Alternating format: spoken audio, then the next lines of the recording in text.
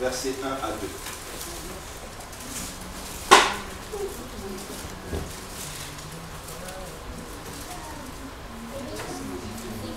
Isaïe 59, verset 1 à 2.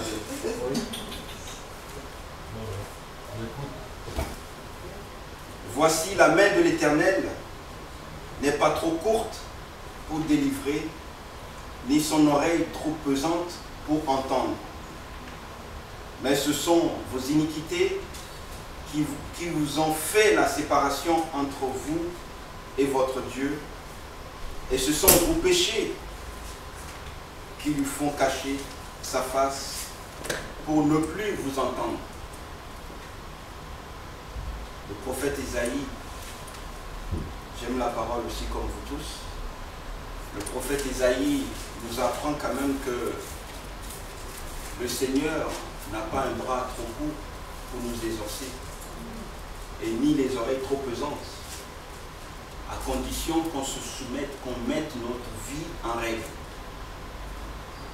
Ce matin encore, soyez les bienvenus, et il n'y a que la parole qui nous délivre, c'est la parole qui nous sauve, c'est la parole qui nous restaure. Mettre notre vie en règle nous pousse à rentrer dans la promesse de Jésus. Si chacun de nous écoutons la parole, nous écoutons les commandements de Jésus, nous rentrerons tous dans cette promesse. Même si nous sommes persécutés, même si on reçoit des attaques, c'est le Seigneur qui veut nous former pour que ces moments nous permettent à chaque enfant d'être prêt le jour de l'enlèvement. Je loue le Seigneur pour cette parole par le prophète Isaïe. Sans notre vie, si nous ne mettons pas nos vies en règle, nous ne pouvons pas rentrer dans cette promesse. Si nous mettons notre vie en règle, nous aurons cette paix que personne d'autre que Jésus ne peut nous donner. C'est cette paix qui nous pousse à être joyeux, quel que soit ce qui nous arrive. C'est cette paix que le Seigneur Jésus nous donne à tout moment, à tout instant, jusqu'à la fin du monde. Et cette paix est unique. Le malin, le diable ne peut pas donner cette paix. C'est pour cela ce matin encore, par la parole du prophète Isaïe, moi le premier, le prophète nous demande de mettre notre vie en règle pour pouvoir épouser, pour pouvoir prendre le seul chemin qui amène à la vie, à la vérité, le chemin de Jésus. En tant qu'homme, il a été parmi nous, il a tout accompli. Il a pleuré comme nous, il a eu des insultes comme nous, il a tout fait par lui-même. Il n'est pas assis sur un trône pour nous dire, regardez, faites ceci. Il a été le premier en toutes choses. C'est-à-dire que tout ce que nous subissons dans notre vie de tous les jours, le Seigneur Jésus a aussi eu des mensonges, a aussi eu des crachats, ils l'ont frappé, son sang a coulé pour nous. C'est vrai que nous ne devons pas nous amuser avec le salut. Le salut est très important pour nous tous. La vie, pour nous les enfants qui avons reçu le Christ, qui avons reçu cette grâce, nous devons vraiment nous pencher dessus. Le Seigneur nous a fait grâce, nous a ôté le voile pour que nous comprenions la parole. Il nous a bénis de toutes sortes de bénédictions d'après sa parole. Donc on s'exhorte tous à rentrer dans cette remise en question de tous les jours. Et c'est que par ça que nous pouvons rentrer dans sa promesse. Et le Seigneur, quand il promet quelque chose, quand il commence quelque chose, il va jusqu'au bout. Alors mes frères et sœurs, moi le premier, le prophète Isaïe nous demande encore une fois de mettre notre vie en règle. Si nous mettons notre vie en règle, nous n'aurons aucune surprise. l'Esprit Saint, qui est le consolateur, nous réveillera à chaque instant qu'il y aura un danger. Le Seigneur le fait. Il ne nous a pas laissés orphelins. Même si certains sont seuls, il nous a dit par sa parole, vous n'êtes pas orphelins, je ne vous laisse pas orphelins, je vous envoie l'Esprit Saint. Quand on est seul, rajouté avec l'Esprit Saint, on commence à rentrer dans la promesse de Jésus. Donc je vous exhorte, frères et sœurs, de vraiment, on le dit, on n'arrête pas de le dire, de mettre sa vie en règle. Si nous sommes là, c'est parce que nous avons reçu la paix. Nous avons reçu quelque chose de Jésus qui nous permet de rentrer dans cette promesse. J'avais cette parole pour vous, pour nous tous ce matin. Donc on s'exhorte tous, on prie les uns pour les autres. C'est l'édification pour l'Église. Nous faisons tous partie de cette Église. Et la tête, c'est Jésus-Christ, qui est le seul berger, le seul indicateur pour nous, le seul maître, le seul rabbi, qui nous permet vraiment de rentrer dans ce témoignage, qui nous permet de rentrer dans cette promesse qui est pour lui, pour nous, c'est de vivre en nous pour que les choses de la terre, nous ne sommes que des étrangers qui passons sur la terre. Donc, exhortons-nous à rentrer dans cette promesse, dans ce salut. Le salut est personnel et il faudrait que chacun, autant que nous puissions nous accommoder avec la parole. Sans la parole, on ne peut rien faire. Sans cette parole, nous ne pouvons pas rentrer. Et si nous confions notre vie, nous confions ceux qui n'arrivent pas à briser certaines choses, le Seigneur Jésus est trop puissant pour nous délivrer de toutes choses.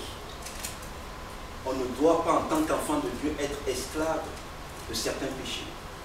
Il nous demande vraiment de nous laisser aller, qu'il est au contrôle de tout.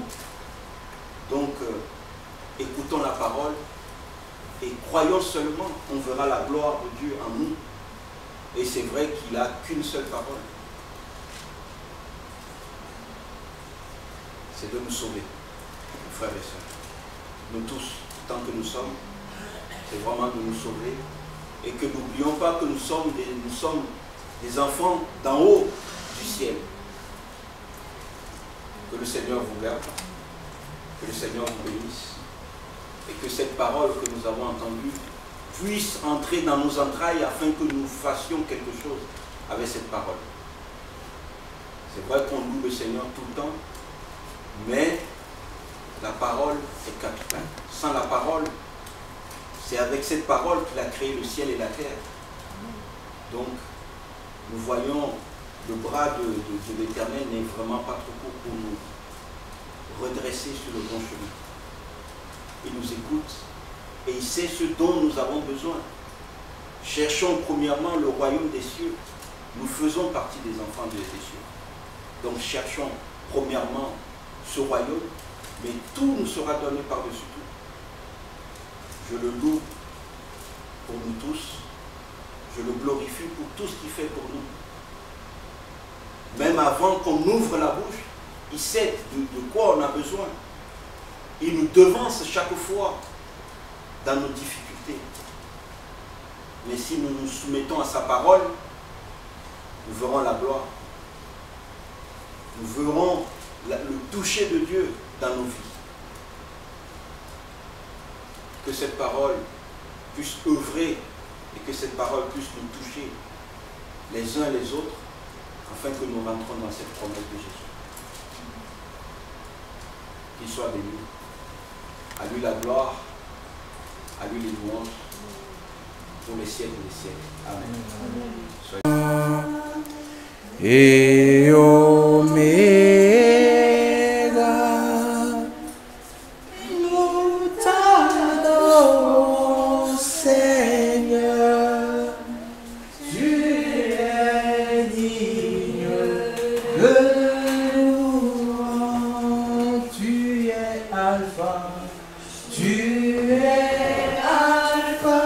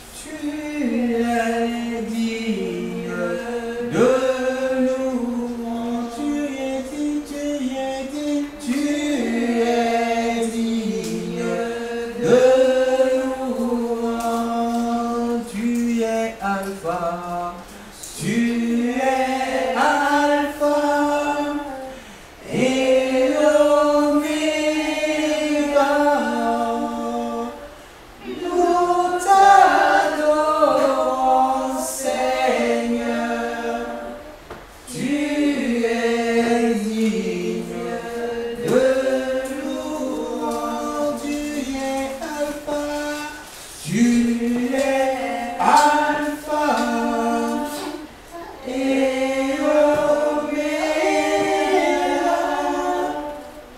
nous t'adorons, Seigneur, tu es digne de louange. Nous te rendons la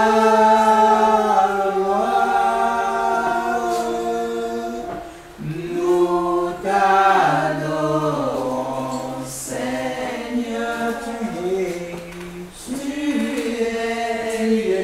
digne de louange. Nous te rendons la gloire.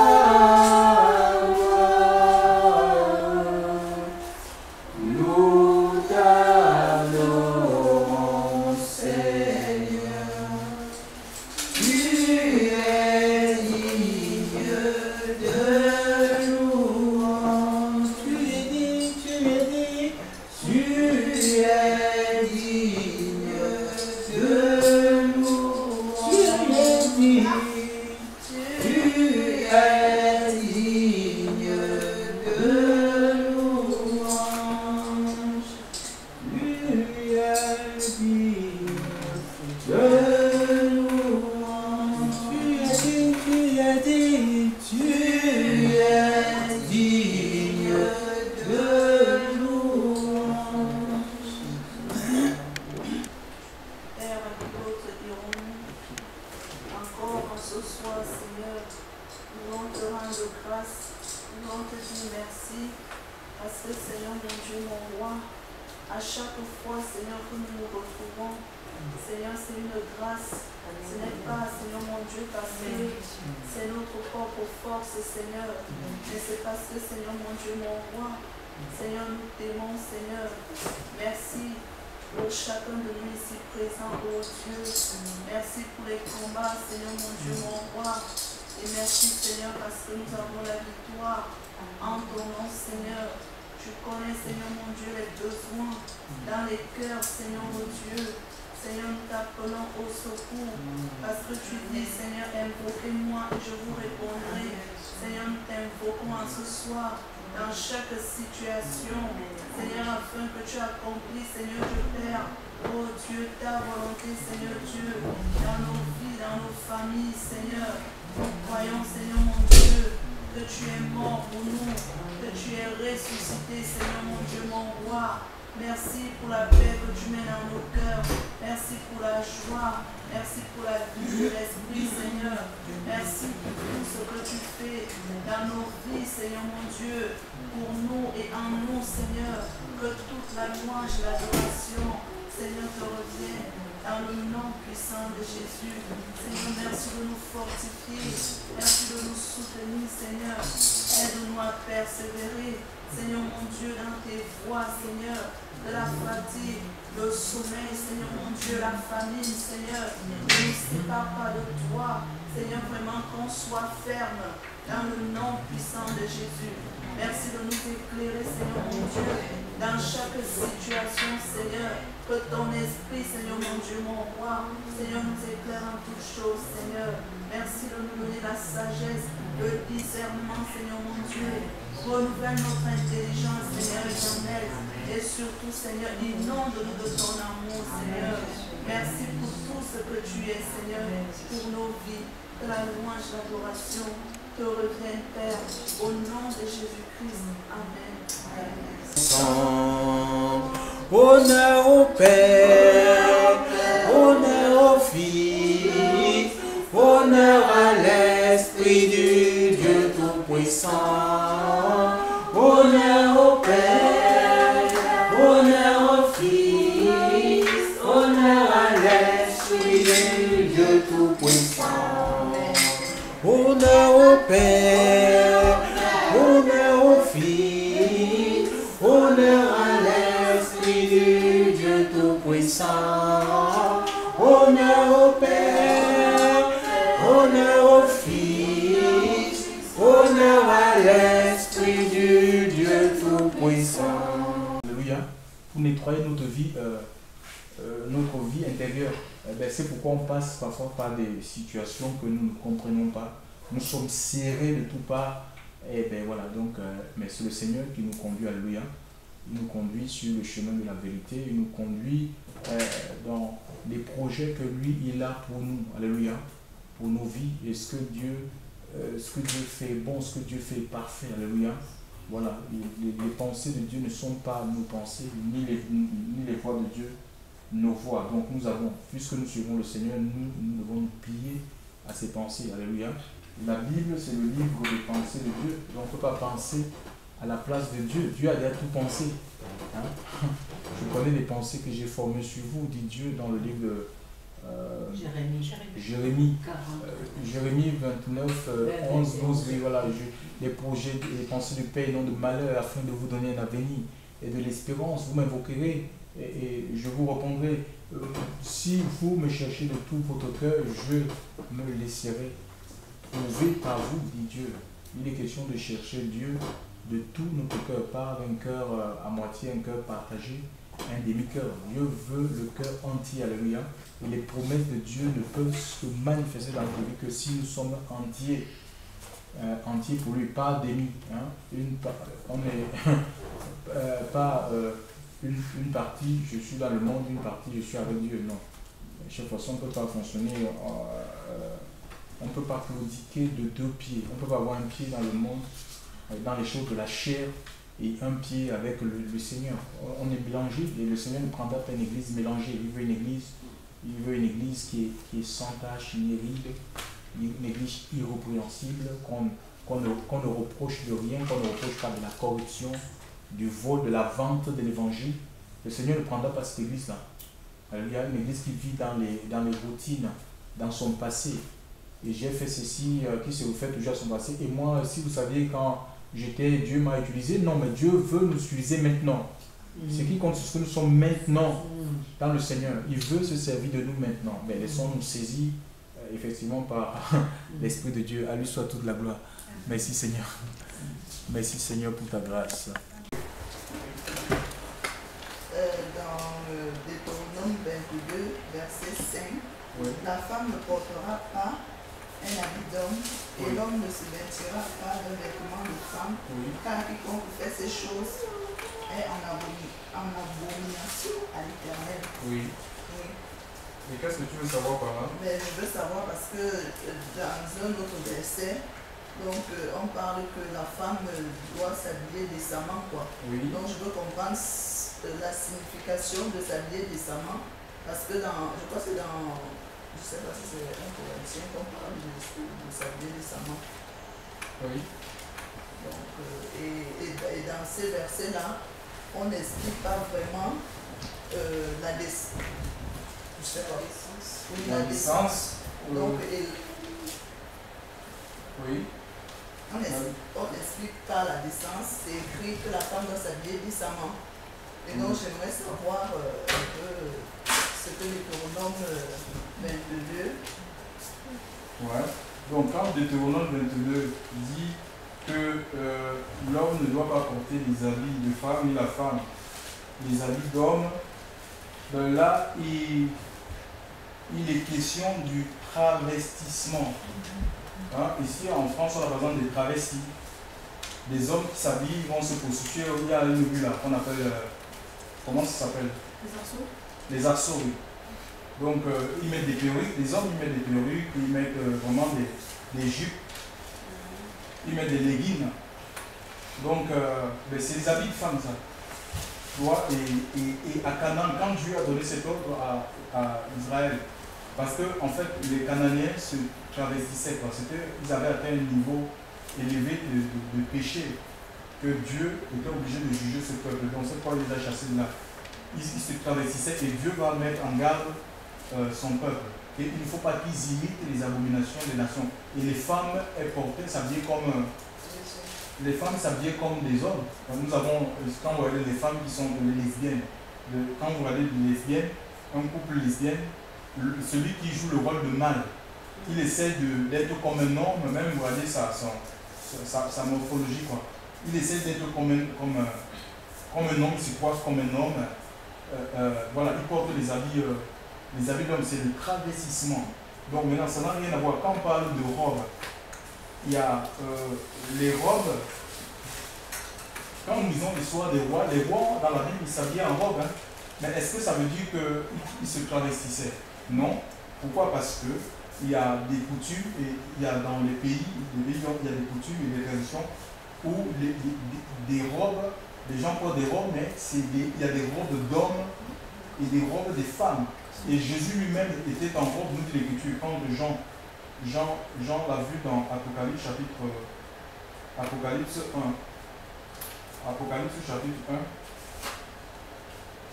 Apocalypse chapitre 1. À partir du verset 13. Et au milieu de cette lampe, quelqu'un de semblable au Fils de l'homme, vêtu d'une robe qui allait jusqu'aux pieds. Est-ce que Jésus était un travesti? Non.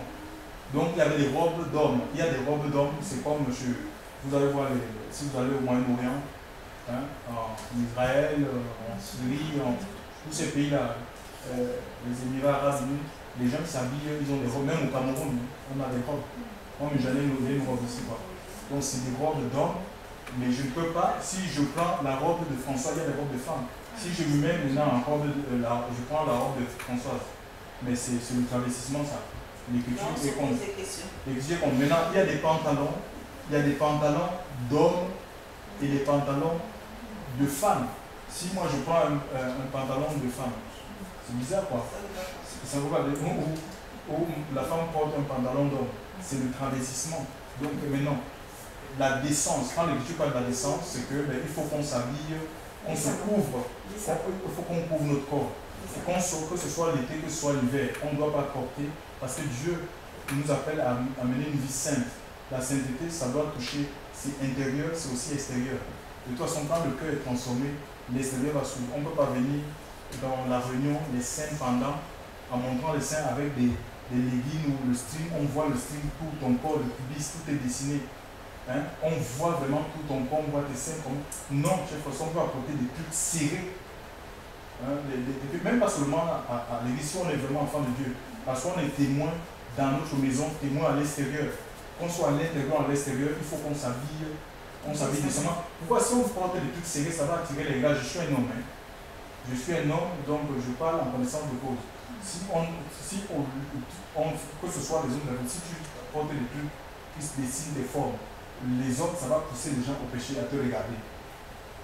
Donc c'est pourquoi il faut l'éviter. On ne doit pas être une occasion de chute. Surtout quand on vient dans la prière, on ne doit pas être une occasion de chute, de péché pour des frères, pour des soeurs qui viennent prier. C'est pourquoi on doit porter des trucs qui sont amples. Pas les choses qui dessinent nos fesses, qui montrent notre poitrine.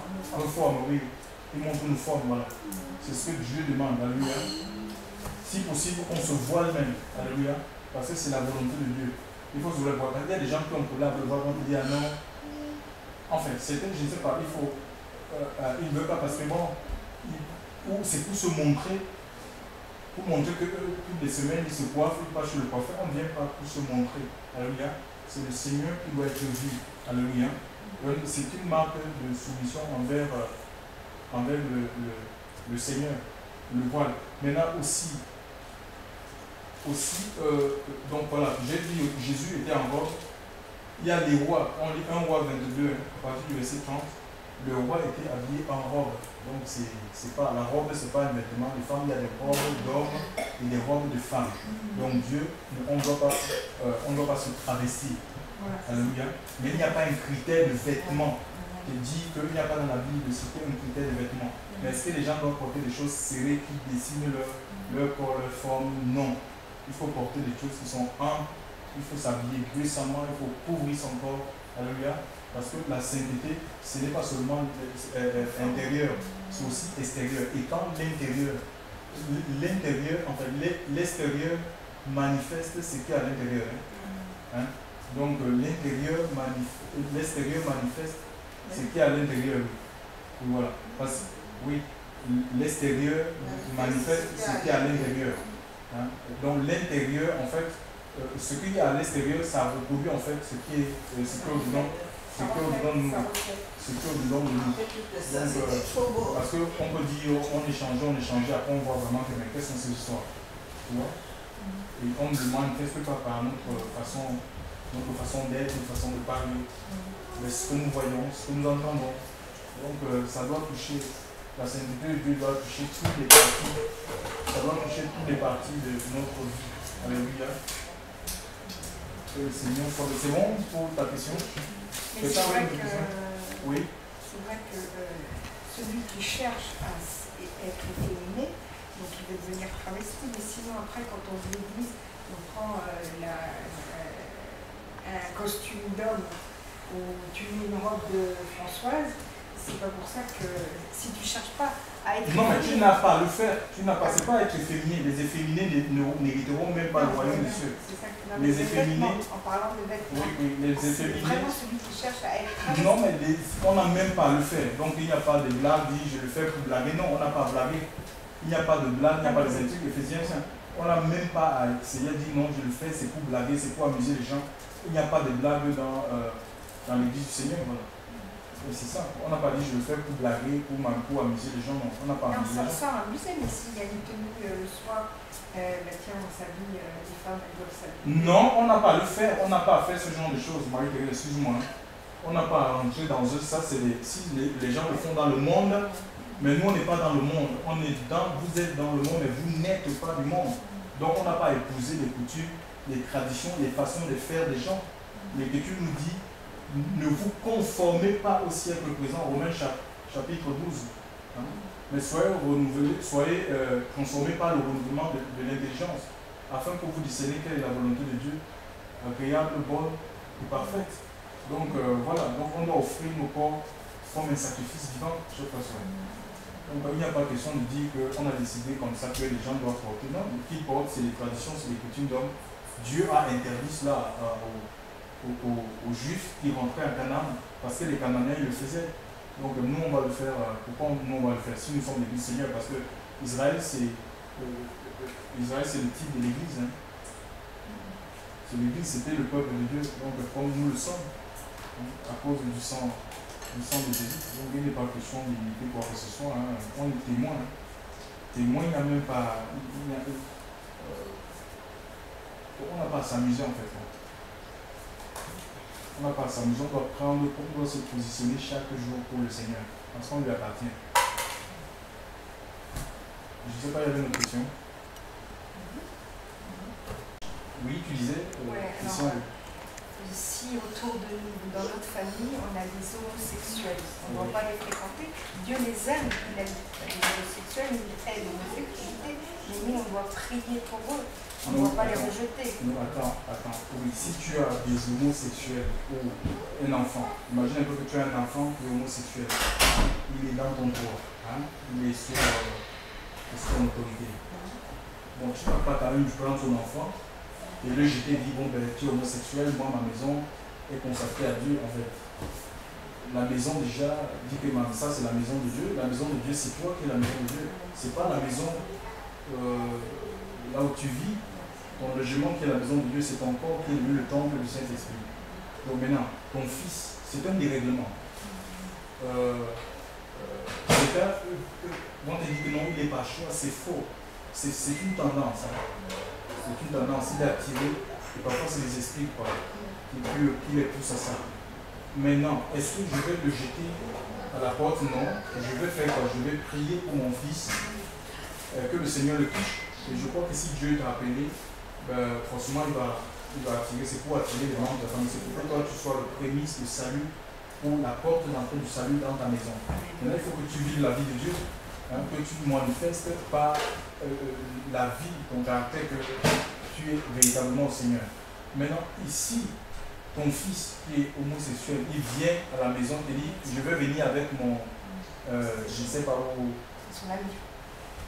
Kevin, je viens avec Kevin ce soir. Kevin va dormir avec moi ce soir à la maison. Tu dis non, il ne peut pas dormir. Tu ne peux pas accepter ça. Il vienne faire. Oui, voilà. Il peut. Sur ton toit.